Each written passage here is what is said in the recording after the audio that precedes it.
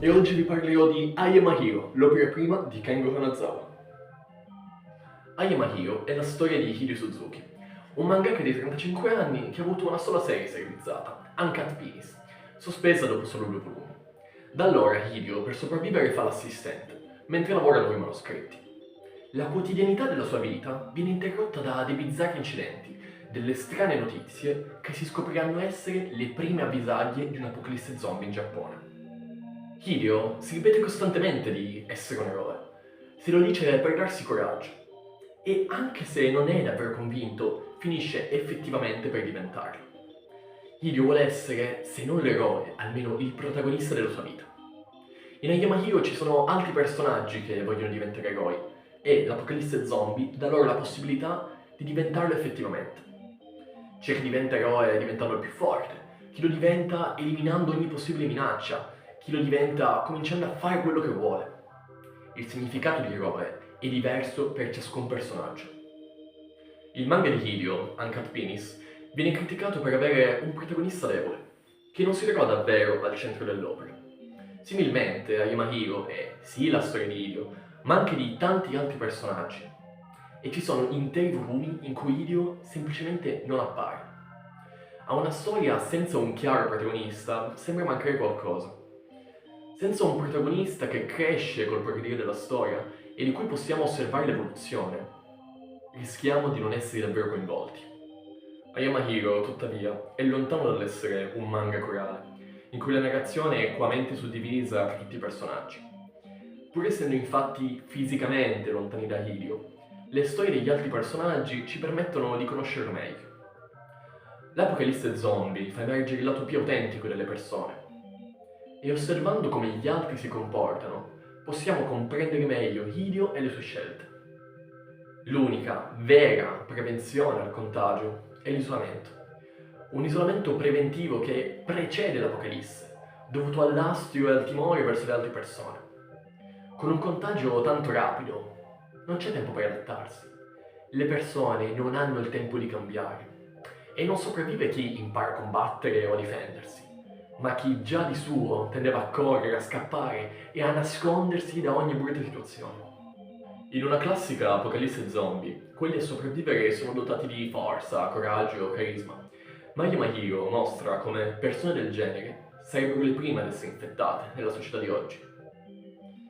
Infatti, persone che vivono una vita sociale tra amici e conoscenti allo scoppio della pandemia avranno maggiori probabilità di essere infettate. E tutta la forza e il coraggio a loro disposizione non saranno in grado di difenderli da questo fatto.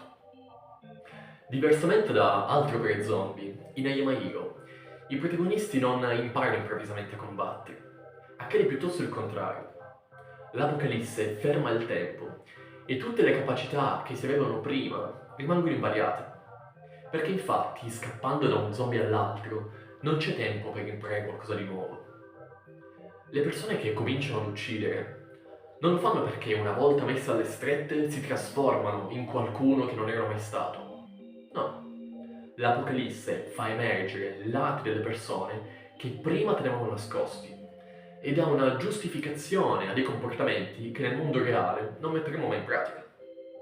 Gli zombie sono masse di individui, amalgamati in pensieri e sentimenti, che tentano di inglobare il prossimo. In I Am a Hero a evitare questo inglobamento sono gli emarginati, gli hikikomori, che già da prima non avevano nulla a che fare con la società, che già da prima erano abituati a scappare e nascondersi. Un particolare di questo manga è che l'infezione, pur contagiando indiscriminatamente, non ha effetto su coloro che non hanno intenzione di unirsi agli altri. Chi è isolato mentalmente rimarrà isolato. Tutte le opere di Hanazawa finiscono con un destino misero dei protagonisti.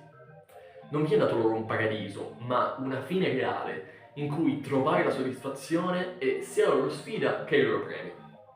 I Am a Hero finisce come non vorremmo. Non c'è un lieto fine, almeno non apparente, e sicuramente non per Hideo, o almeno così ci viene da pensare. Infatti, chi è Hideo? È l'eroe della storia? È il protagonista? Forse nessuno dei due. Tuttavia, prima di trattare la conclusione dell'opera, vorrei chiedere a chi non ha ancora finito I Am a Hero di fermarsi qui e di tornare una volta portata a termine la lettura. Alcuni di voi non saranno ancora convinti se leggere o no Yamahiro. Per darvi una spinta in più, vi voglio parlare di un sentimento. Yamahiro è una storia autentica. I personaggi dell'opera, nonostante le vicende inusuali, sono pregni di questa autenticità che ci fa provare qualcosa chiamato Sonder. Il termine Sonder viene utilizzato per descrivere quel sentimento di realizzazione del fatto che ogni persona che si incontra nella propria vita, dall'amico al passante per strada, ha una vita tanto complessa quanto la propria.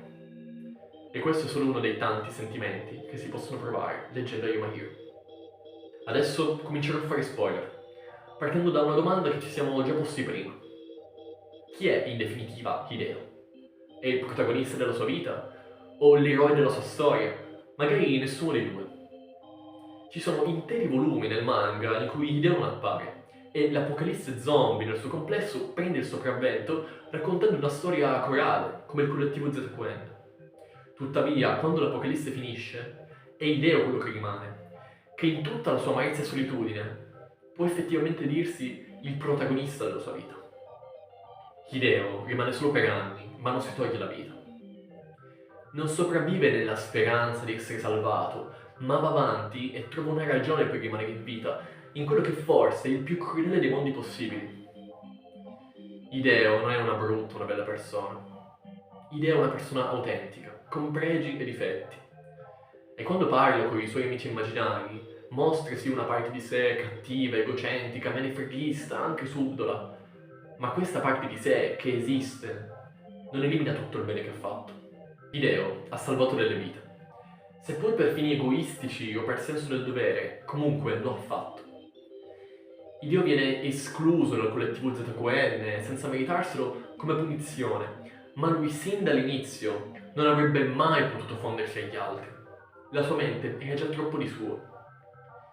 Hideo trova una ragione per rimanere in vita nel più crudele dei mondi, ed è proprio questo a rendere un eroe. Forse non l'eroe che vorremmo essere e neanche magari l'eroe che vorremmo avere al nostro fianco, ma pur sempre un eroe. E questo è tutto da Butti. Alla prossima.